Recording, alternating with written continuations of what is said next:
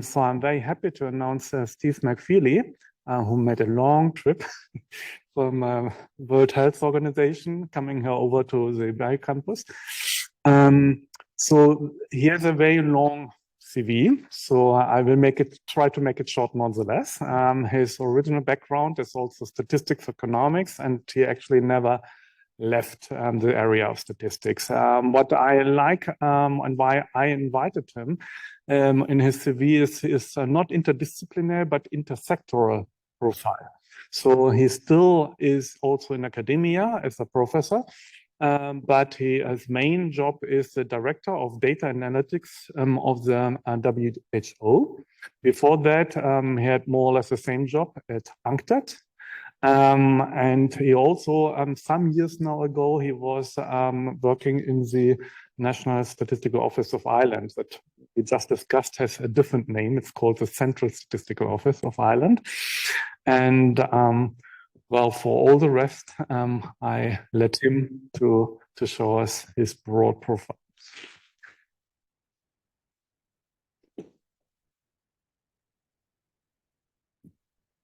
Thank you, Stefan. Good afternoon, everybody. It's a great pleasure to give the keynote. So what I want to do is reflect on everything you heard earlier about data quality, data bias, about artificial intelligence, but now step back and add in issues like privacy, issues like exchange of data, sharing of data, ownership of data, and try and put all of this together and discuss the importance of data governance. In addition to being the Director of Data Analytics at the World Health Organization, I'm also the chair of the chief statisticians of the UN system. So pretty much every UN agency has a statistics division, a statistics unit. And the chief statisticians of those units, we meet regularly to try and coordinate on activities. But we also reflect on kind of issues around the broader data world. And that's what I want to talk to today about. So where to start? I'm going to start really where this begins for me. And then I'll try and broaden it to the UN. So a couple of years ago, I published a paper in Search of the Data Revolution. And at the end of that paper, I came to the conclusion that we needed some sort of a new global data deal. I was using this expression because at the time there was in the economics world, there was a lot of talk about the new deal being morphed into the new Green Deal. So this was the idea that we take the old FDR model and we modernize it for the environment. So I kind of thought, okay, if everybody's talking about the new deal, I'm going to call mine the new global data deal.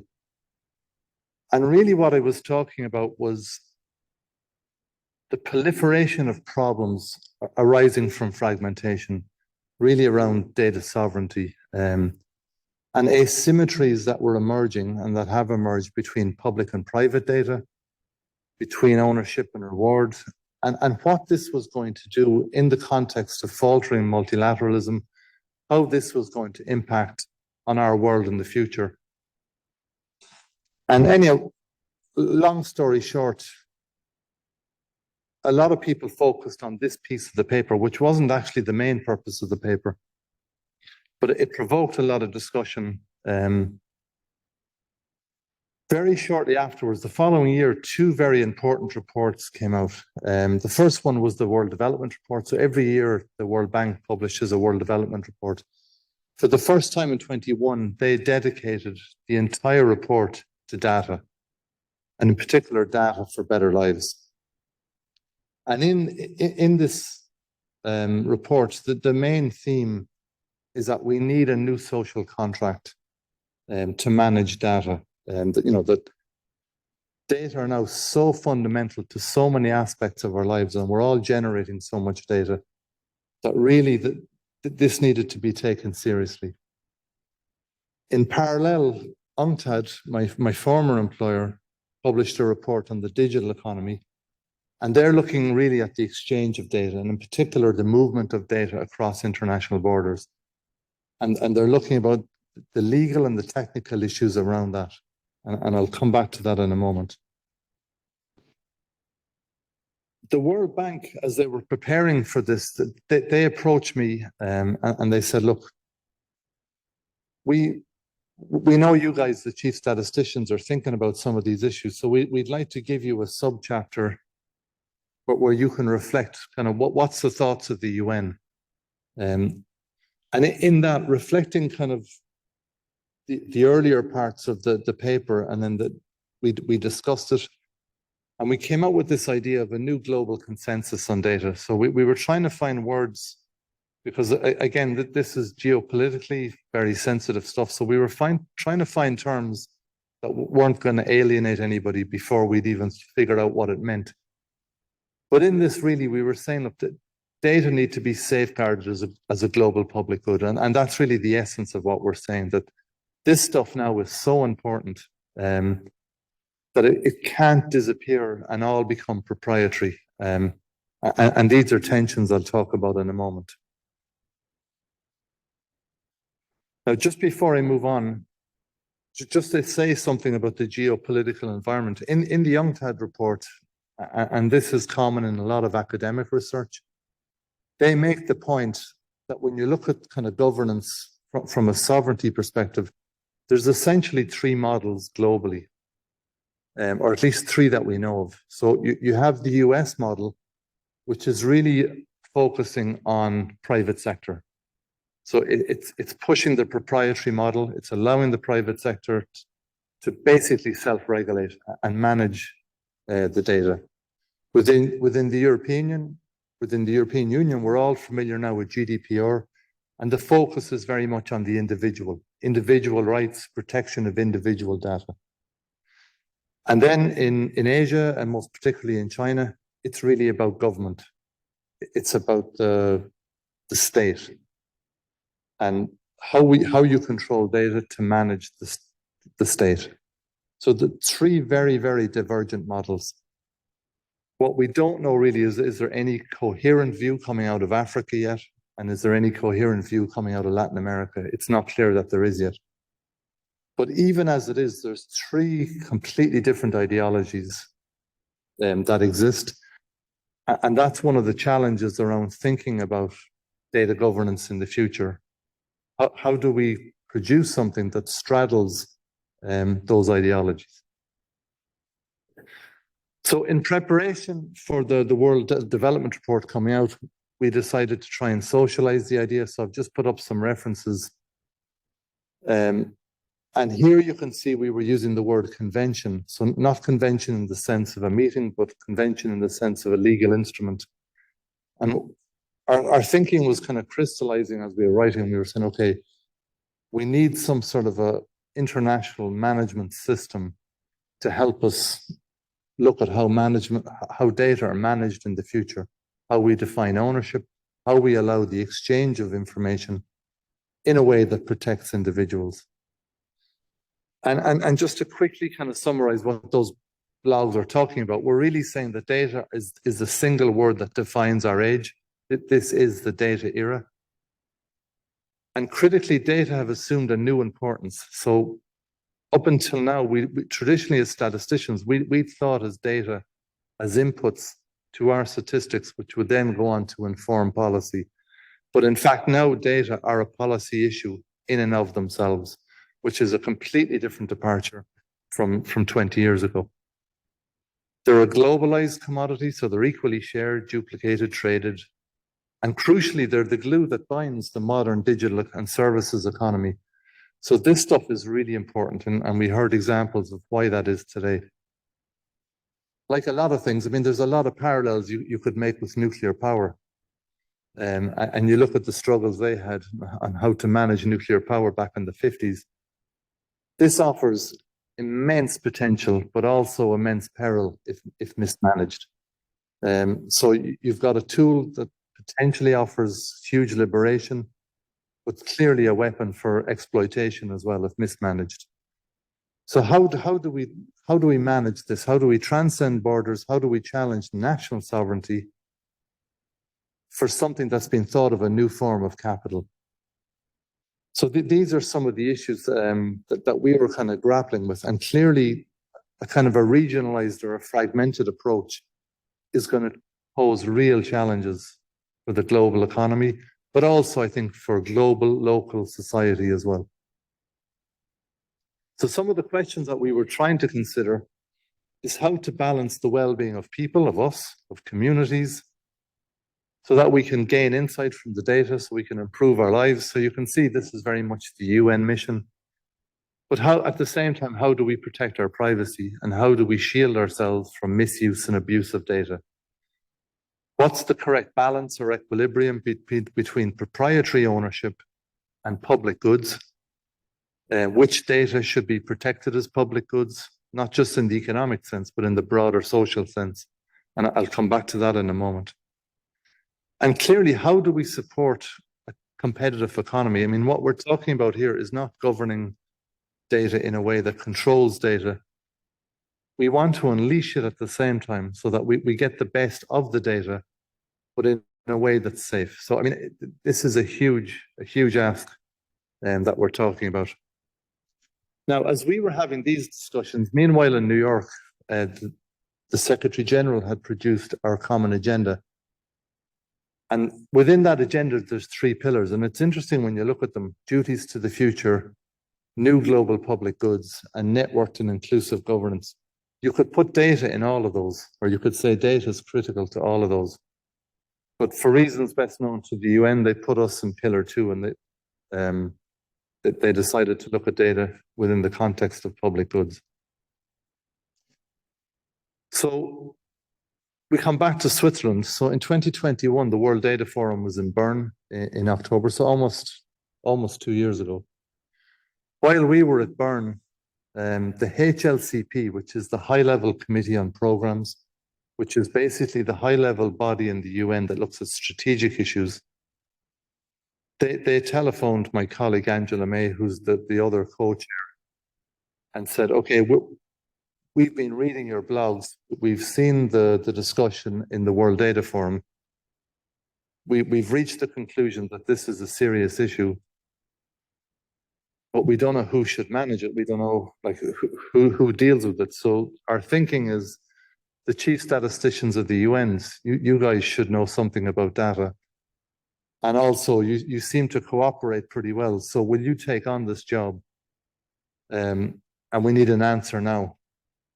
So we had a quick discussion. We rang them back and said, okay. So that's how the chief statisticians of the UN end up becoming the leaders of this work, or the co-chairs on international data governance.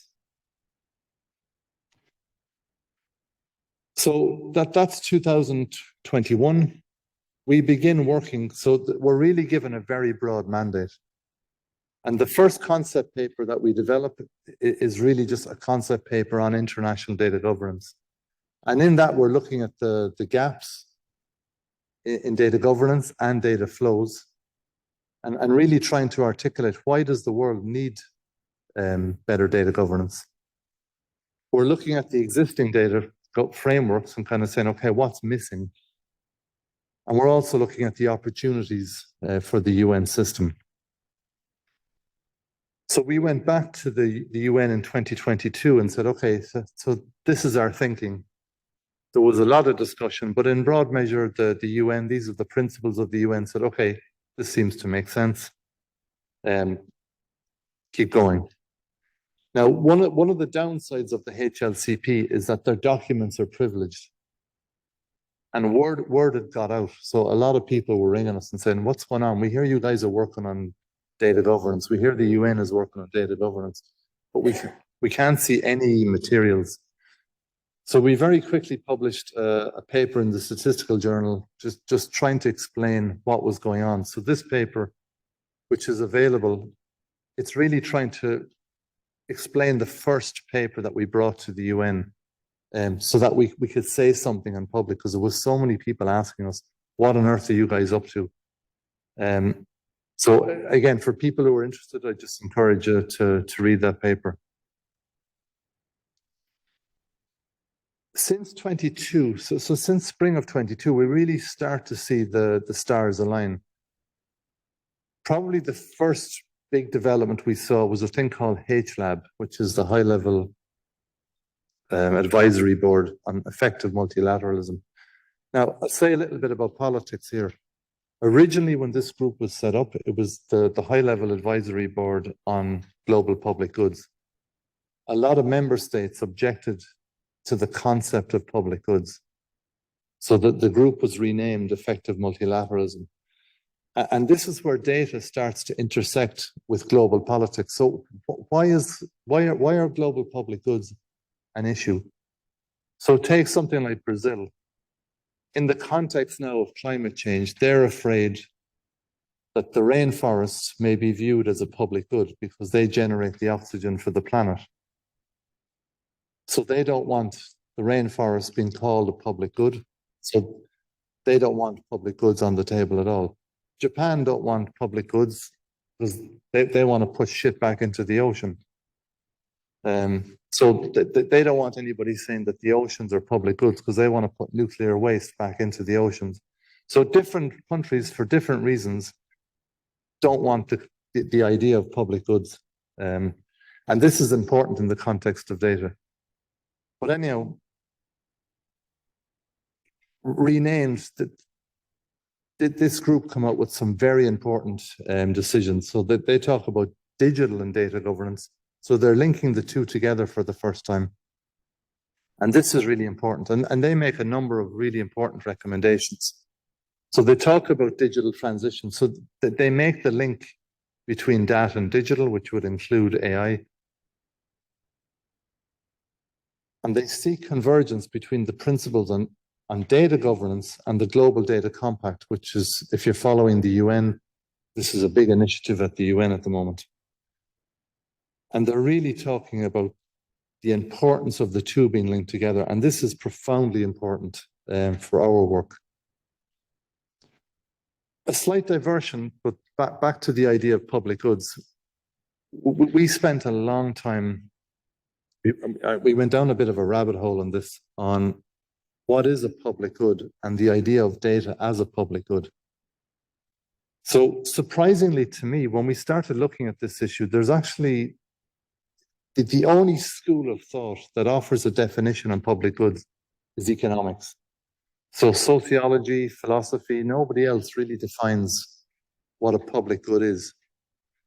And from an economic point of view, they focus on the product itself. So it's about non-excludability and non-rivalrous. So from a data point of view, that's problematic though, because as you've heard, the life cycle of data is important. So like data don't just fall off trees, they're manufactured products, as Diego explained. So for a good to be a public good in the sense that we meant, it has to be public, it has to be available, but it also has to be of good quality to be useful. And that means the journey through which the data has gone is critically important. And nowhere in the definitions captured that. So we're doing some work separately now on the concept of kind of data as a public good. But there was also the issue of a public good itself. So not all data can be public goods. Some data obviously are going to be proprietary. Some data have to be private. So which data can be public goods as opposed to in service of a public good? So many data might be proprietary, but they can still serve the public good. And these are distinctions that haven't really been teased out yet. And this is work that we're still working on. But again, there's an interesting report. The quality of the image there isn't great. But if you search UNICEF exploring data as an in service of a public good, you'll find this report, which is a very interesting thought piece.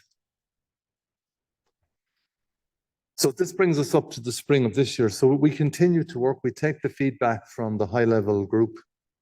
And this year we published the International Data Governance Pathways to Progress. This is public, so we don't need to publish a paper this time to accompany it. And it's accompanied by 6 annexes as well. So for those in academia, you'll be glad to see there's quite extensive lit reviews. We've done a large amount of research on all of the different data governance models, the different agents, different principles, and that all informs the document. And this really sets out the pathway politically for the UN. This was endorsed by the CEB, which is the Chief Executives Board, which is basically the Secretary Generals of all the different agencies. So this has now been adopted as a UN policy paper. The challenge now is we don't have a mandate to progress this because this has been done by the UN Secretariat. We now have to get a mandate for this work to allow us to progress it with the member states. And that's important, and I'll come back to that in a moment. But let me just say a bit about the conclusion. So the Chief Executives Board, they approved the paper. So this in itself is critically important because it means now the UN has recognized formally for the first time that data governance is an important global issue. And prior to that, we didn't know what they thought. And they request UNODC and WHO, so that's the two co-chairs, to continue the work. So it's given an internal mandate, at least for the UN, to continue progressing this work. Meanwhile, I mentioned our common agenda a couple of slides ago. So as the common agenda is developing, there's a number of policy briefs have come out, have been published. One of the pillars of our common agenda is this idea of a global digital compact. And we've been fighting hard behind the scenes to make sure that the digital people, the people who are obsessed with artificial intelligence and machine learning, don't forget that the key input to all of their discussions are data. Because crucially, what we're seeing time and time again is data aren't even mentioned in the policy documents. And then we have to come back and say, look, you're forgetting the fuel that's driving all of this. So in this, for the first time, in the Global Digital Compact report that comes out of the UN, we see the importance of data being highlighted in a subchapter on its own. It highlights the importance of personal data privacy. It mentions the adoption of a declaration of data rights. And now we're also now starting to marry the link between data and human rights for the first time, and equity. And this is really important because equity obviously is a key pillar for the UN, but now we're starting to make the link between data access and equity, that actually having access to data could become one of the pillars or one of the components of inequity of the future, given the importance of data to our society and our economies. And now they're also talking about looking for convergence on the principles towards a global data compact. So now you can see as well, we've moved away from a convention and we've moved towards a compact. So in legal terms, that's important because a convention is a very, very strong instrument. And the UN says, okay, let's not bite off more than we can chew. Let's start with a compact, which is voluntary. If we get agreement on that, then you guys can come back and start talking about a convention. And they also start talking about a new international decade for data. So we're starting to see, again, the recognition of data.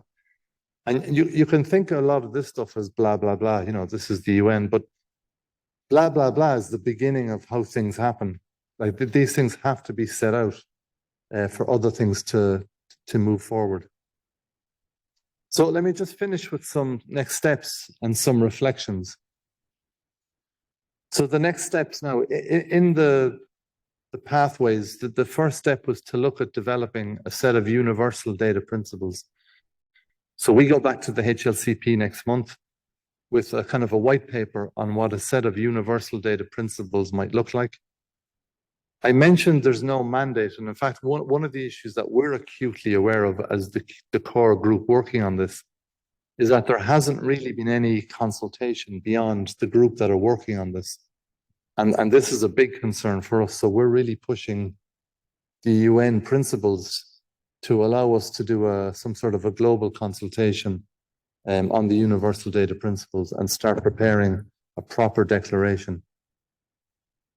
We'll also start thinking about a global data compact and what that means in real terms, because up until now, we've been working on a slightly abstract level. And again, that's been deliberate to try and not antagonize anybody, given the different sovereignty models I mentioned.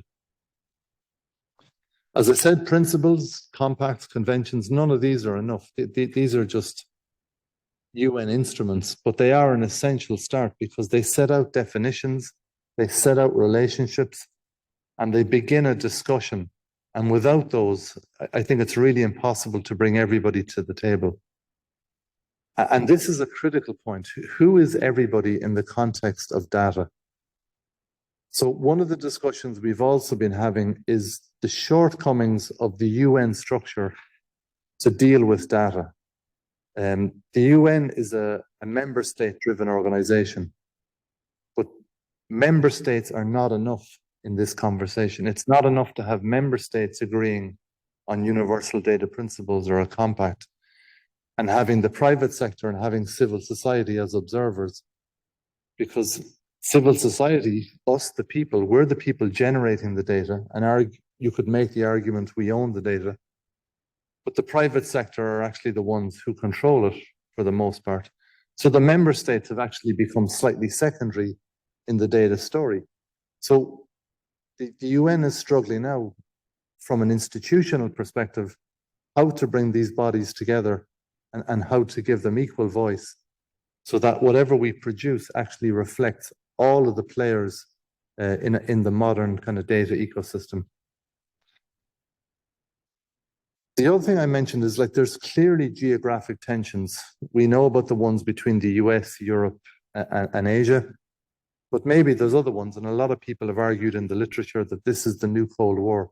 Ownership of our data is the Cold War that's driving a lot of the new economy.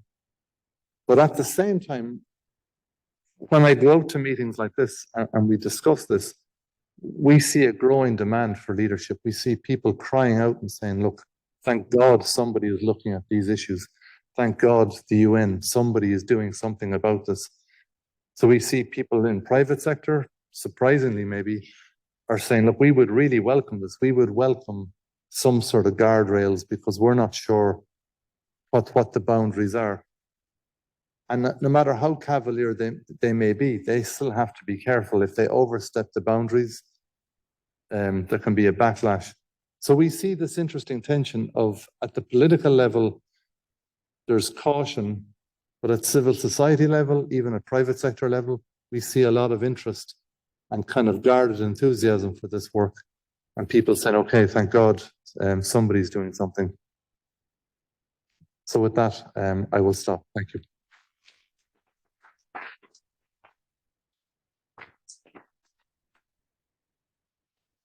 Thanks for your interesting talk. We can directly jump to the discussion. We have plenty of time. So I already see over there one question. I have also seen to speak up online questions that I will read to you later. Thanks a lot for the presentation. So, Simon, very good actually, and actually the UN is needed because it's a political proxy. Because when we're looking at what the EU is doing currently with the data spaces, with the implementation of data governance at national level, there's always benchmarking studies involving looking at what you did actually at the UN level. So it's not only paperwork, but then because I'm working in this industry, data governance, so I used to do, and I'm still doing data governance for a European institution.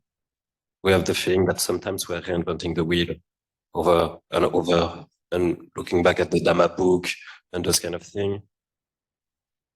It's a very slow process, and from even an architectural point of view, I know that this was not at all the topic, but looking back at what we discussed even before, it's all about the ontology, the taxonomy, and moving forward from those old tabular data and thinking in terms of knowledge graphs. And then we will be able to move forward.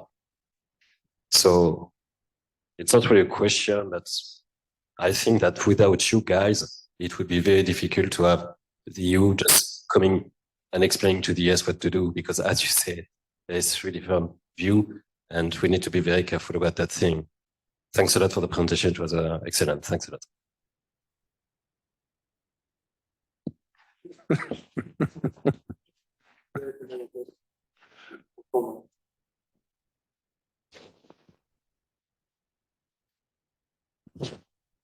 Thank you so much for your talk.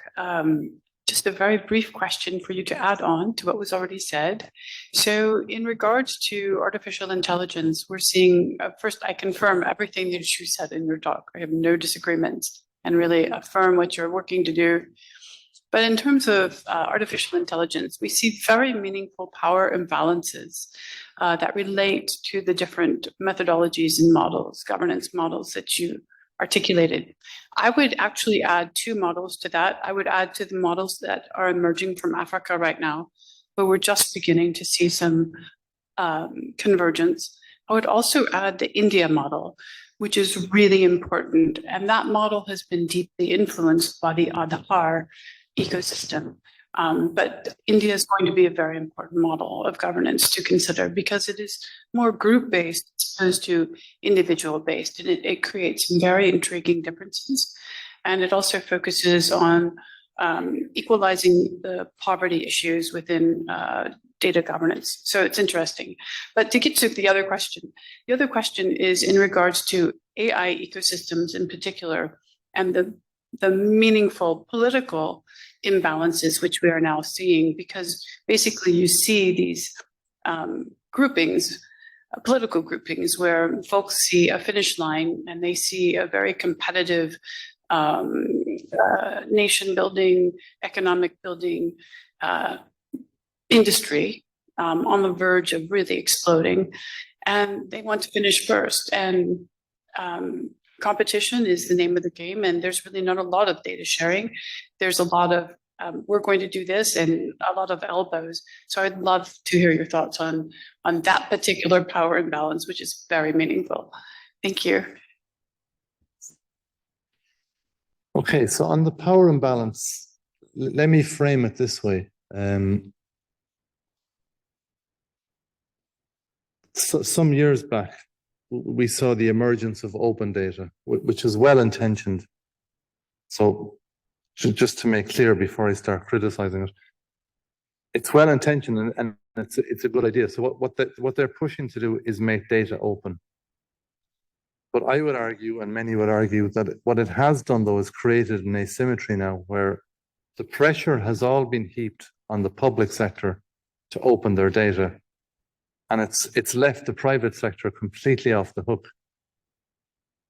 To the extent now that we're seeing two data models moving in opposite directions, that the assumption now is public data, international data by default should be open, but it's perfectly okay for Microsoft or Google, whoever it is, to keep their data completely private. So we're seeing one being treated as the public good. We can call it a global national public good. The other is a proprietary commercial asset, and the view is very different, and they're moving in different directions. And that's really where this whole battle now over ownership is trying to, it never really lifts off. It's bubbling under the surface all the time. Who owns the data? I mean, all of us are walking around with one of these in our pockets. We're generating a phenomenal amount of data every day. Do I own that data? Does somebody else own it? It's not clear. And if you're familiar with the writings of Zuboff, she's very clear. Like she argues in quite a Marxist kind of argument that it's a kind of a behavioral surplus which actually belongs to us and should be redistributed. I'm not sure because there's so many kind of complexities in that argument, but that it's a huge issue and it needs to be resolved somehow because it's only going to get worse. When we began this work, to come back to the earlier question, we were kind of afraid that maybe the ship had already sailed. It's too late, because you hear all of the data in the world, or 90% of the data or something was produced in the last 2 years. But in fact, if you look at the amount of data that's going to be generated in the next 10 years, you realize we're not too late. No matter how late we are, we need to get moving on this stuff. So no matter how slow the UN trundles along, we really have to push. And I think when you look at the story, I mean, it really only began 2.5 years ago, which might sound like a long time, but at the UN level, we've been moving at light speed to get all of the principals to agree that this is a key policy issue, and now to bring it to the surface. I imagine next year, for what's called the Summit of the Future, data is going to feature quite largely. So by international standards, this is high speed, believe it or not.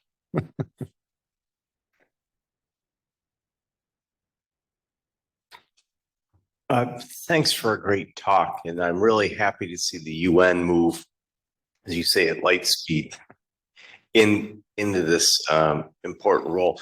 But you had kind of a qualifier there about different types of data. And this kind of goes a little bit to Pam's question as well. And I just looked at the trials and tribulations of the EU-US data agreement, which has been invalidated twice by European courts. Now they're trying a third time. Well, how is the UN going to do this? And so maybe it's data with a very low personal identifiable attributes.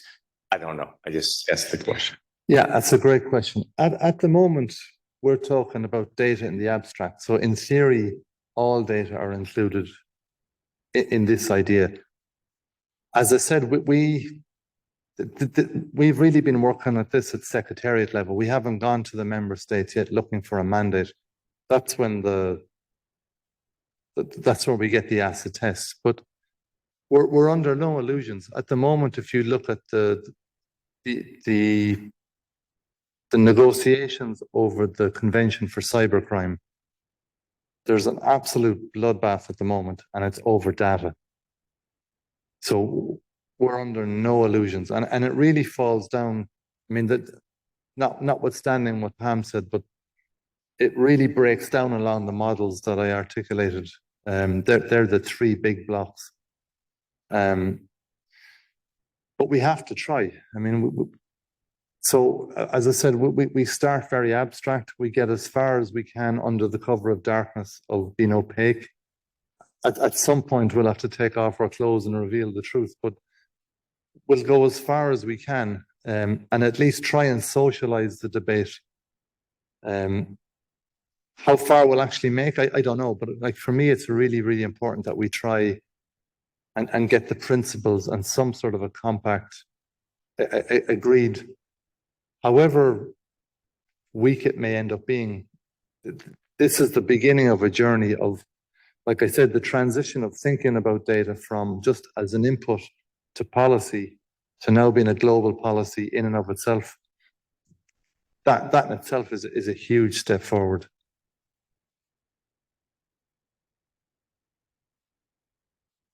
Hello. So I sympathize a lot with your endeavor. You know, a few years back, I was a little bit in your shoes at the OECD. And I see you referenced the OECD recommendation on enhanced access and sharing of data, and we have another recommendation concerning access to data, research data from public funding. And you're very right. You can, you know, we had this dilemma with the public data. We were able to have principles which have much more teeth. Nevertheless, the other one, which is the all-encompassing enhanced access and sharing of data recommendation, it also does concern private data. Okay, and we were able to announce some principles which were assigned by the OECD member countries, which of course is not totally comparable to the UN. But you know, the OECD does have 38 countries, and some of them are Latin America, some of them are Asia, some of them are Europe, of course. So there are a few different approaches there, and there was a lot of negotiations to get this done. And I'm just wondering whether you know these principles. I didn't look into detailing your principles and so on, but Are they building upon that? Because this is something which has been agreed with many rounds of negotiations. This was adopted back in 21. Of course, now we're in 23. Data field is advancing very rapidly. Perhaps some of the things are even outdated within 2 years. But yeah, it would be great, of course, to have a UN compact covering basically all countries. Yeah, so this is a very important question, and it builds on somebody else, I think, was the original comment about rebuilding the wheel. That's what we're trying to avoid. I mean, the data principles, the universal data principles that we're kind of working on, in truth, they're not going to look a whole lot different to every other set of data principles. The difference is that it would have a UN logo on it, that it would be all member states of the world, and hopefully not just member states, hopefully civil society, hopefully private sector, somehow if we can find a mechanism, would sign up to these. I should also explain the group of chief statisticians at the UN, that's what it's called, but in fact it includes the OECD, it includes the World Bank, the IMF, the development banks. So there's a lot of people who aren't in the UN formally, but they're part of this group. So what we're trying to do is leverage on what's there. And even though the data world is changing rapidly, we're trying to build something that would be universal both in scope, but also more universal in terms of time. So for those of you who are familiar with official statistics, Diego mentioned them, 30 years ago, the UN fundamental principles of official statistics were agreed. And what's remarkable about those is, despite all of the changes in the data world over the last 30 years, those fundamental principles still stand the test of time. They were written in a way that's actually absorbed pretty much all of the changes. And that's one of the things that we're kind of looking at, is trying to take existing principles and trying to word them in a way that will allow them to absorb where we anticipate changes, and try and make them universal both in scope, but also give them a longevity. Okay, I have here 2 online questions. One is more comment, which I think you already answered in your talk. The Economist wrote in 2017, the world's most valuable resource is no longer oil, but data. Why did the work on the data governance only started in 2020? But well, you have shown a little bit the history, but maybe you want to say something more? Yeah, I mean, we can all be guilty. I mean, as I said, I published that paper in 2020, but I mean, I wasn't the only person thinking about this. It just took us a while to get together in a room and kind of say, okay, look, we actually need to do something about this. Yeah. Okay, for second one, the EU Commission started working on the AI regulation in 2018. How did this work affect the considerations of data governance? Yeah, how do I frame this? Let's step back. Let's not focus on AI, but let's talk about the EU. One of the challenges with the EU in particular is it tends to frame things from a regulatory perspective, whereas the rest of the world doesn't, or not to the same extent. So there's 2 issues. One is the EU has been very proactive, so it has first mover advantage on almost every topic, and we see that in particular with GDPR. GDPR has caused, you can look at it 2 ways. It's caused a lot of good, or it's caused incredible problems for the rest of the world.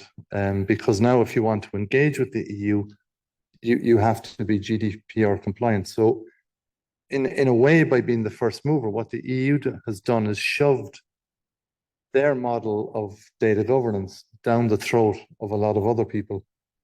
And now we're kind of seeing a reaction to that. So it's the same with data governance. They've moved very quickly, but they've defined it from their, like, really everything they frame is from the individual. That's an ideology of the European model. which is fine, but it may not be the model that suits more community-based places or just other regions. And that's the challenge, because once they put something out in a regulatory framework, anybody else who engages with them or wants to share data with them, they're then faced with the law on one side. And it's a complication. But look, this is the reality of the union. They've been proactive and they've articulated their view very forcefully and very clearly. More questions from the audience? Yes, actually, a question following up that one. Regarding the EU, it's a normative power, but we have as well two races, actually. We have the computational power and the work done by the publication office at the EU level. So they're working on the ontologies, the development of those ontologies far more faster than the other countries, actually. And then it's a second war. It's not only normative. It's as well going to be an issue in the future, because it's not going to be only the law regarding the data sharing. It's regarding how to define the world based on EU ontologies. And then it's going to be another issue. So it's the first question. How do you deal with that? A second one, because at the beginning of the discussion, it was very interesting because you were introduced as someone with an interdisciplinary background. But what about the other? Because it's always statistician. We need human sciences as well in that debate. Yeah, so let me take the last point first, because this is really important. The statistician. This is something that we're acutely aware of. So not just the statistician, but also most of the core group. Let's put it this way: we don't represent we don't represent well the geographic spread of the world. So, and to come back to the point that Diego made at the start, I mean, we all bring baggage with us. We bring assumptions when we construct data, when we construct concepts. So we're acutely aware as a group that we're a group of statisticians. Now, we've brought in other people, but nevertheless, we haven't brought in anywhere nearly enough. And that's a worry for us. And this is why we keep pushing the UN leadership that we need to go public. We need to do a global consultation, because what we've done is well intentioned, but I'm a white European middle-aged man. Many of the other group are. I mean, there was some women, there was some Indians, some Chinese, but not enough. So our view may be quite skewed in many ways, and we're really aware of that. On the first point, I mean, it's a challenge. I mean, if you look at how the European Union defines data, even that's tricky, because their focus is very much on digital data, and they kind of skipped over analog as if it doesn't matter. Now, I guess increasingly digital data are most of the data, but analog data still matter, and they still matter for a lot of developing countries in a big way. So that's one example where you're kind of faced with a definition that probably makes sense in the European context, but for the rest of the world immediately is problematic. So you can then redefine it, but then you have to try and define it in a way that if you start dealing with the European Union, is it still consistent enough that they can live with it? If you're going to talk about an exchange or put the two definitions in a treaty.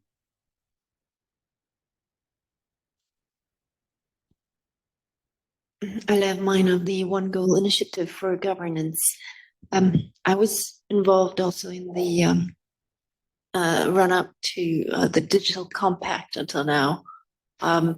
If I knew what the content of their work was, I could, give a feedback about that, maybe help you out there.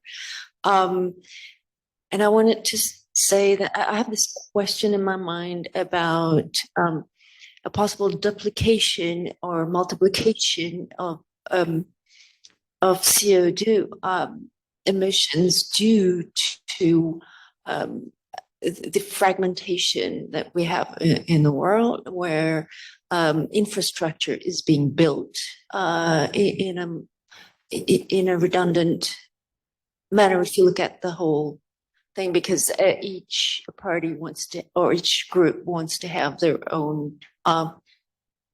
freedom Yeah. on their own data. So what do you think about that? Yeah, so this is an interesting point because when we discuss at the UN, this is a point that UNEP continually bring up. So from a data principles point of view, we don't, I mean, our group don't see this as a principle, but it is a consequence of the consumption of data. Is the amount of data centers being built and the amount of data that's been moved. So when you look at these estimates of the amount of data that exist, in a way, it's a meaningless number. Well, it's a meaningless number anyway, but it's also meaningless because there's a huge amount of duplication.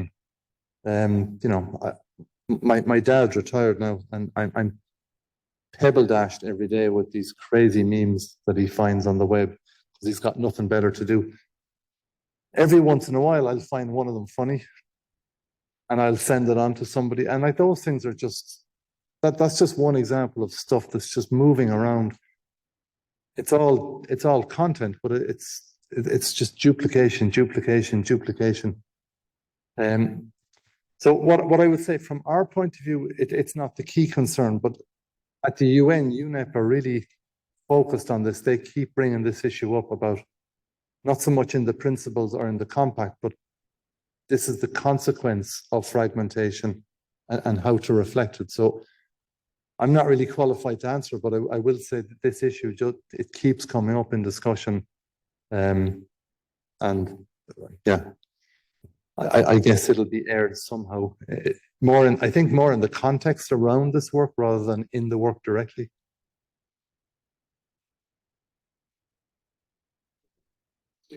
Yeah, you won't be surprised by my question. So you mentioned before data as like the fuel for AI.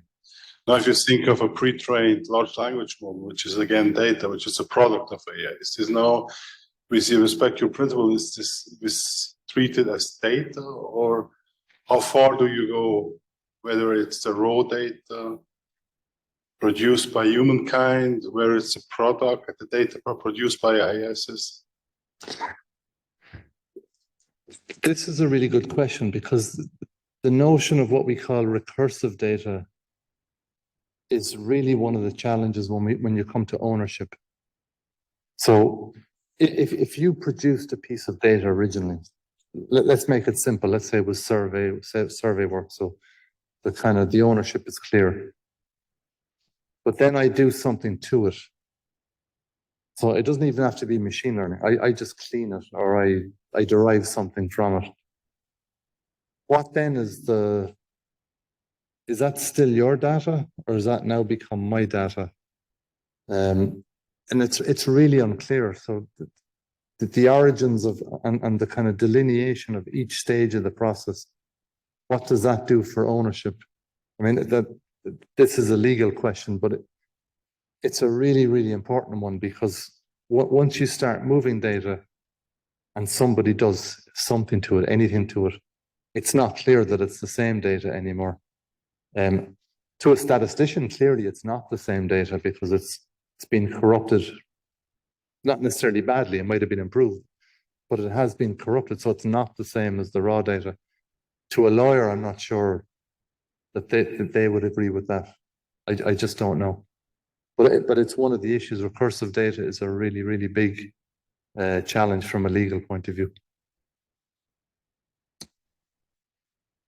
Hello. So you've talked a few times that engaging with the civil society and with private sector. Can you mention maybe a few mechanisms you're thinking of, the top mechanisms of how to do it, especially in ways that are differentiated from things that have gone on in the past? Oh my God. So this is the question at the end that you dread. So in the core group, we have some civil society. We have a group called Transform Health. We have Data Population Alliance. So there are a few groups that represent many. But our initial thinking for the data principles is to try and do some sort of global online consultation. Initially, the reason we're doing that is largely because of budget. None of us, all of the agencies are kind of working on this collectively, but nobody is putting money towards it. So this is all kind of spare time, kind of Friday afternoon project work. So the online one is the beginning. And as I said, until this gets enough traction that it's actually mandated, and the mandate, unfortunately, only comes from the member states in the current mechanism, they would have to agree that this becomes a work program. And then, if we were lucky, budget would be assigned. But at the moment, it would have to be an online thing. Now, allied to that, what we would try and do is, there's a number of civil society groups, a number of private sector companies have approached us. We can try and, well, let me make a distinction between the two. On the civil society, we can try and use them to help us socialize, maybe to do kind of regional workshops. On the private sector, we need to be more careful because some of the companies that are approaching us are really, really big fish. And that has its own kind of baggage. It has its own kind of complications. So however well-intentioned it might be, we just need to be careful because as much as civil society is a really heterogeneous thing, so is private sector, both in terms of sectors, but also in terms of size. So at the moment, it tends to be multinationals, who I guess are the big players. They see the importance of this, but we're really acutely aware then, well, what about mid-level companies? What about small companies? I mean, they would need to be part of this discussion as well, not just the Googles. So at the moment, I think we'll probably start quite innocently with some sort of online consultation and then see what comes out of that. What's the traction? How much do we pick up? And kind of analyze the traffic too to see where are we getting the responses from. Okay, thanks a lot. I would like to defer all further questions to the break.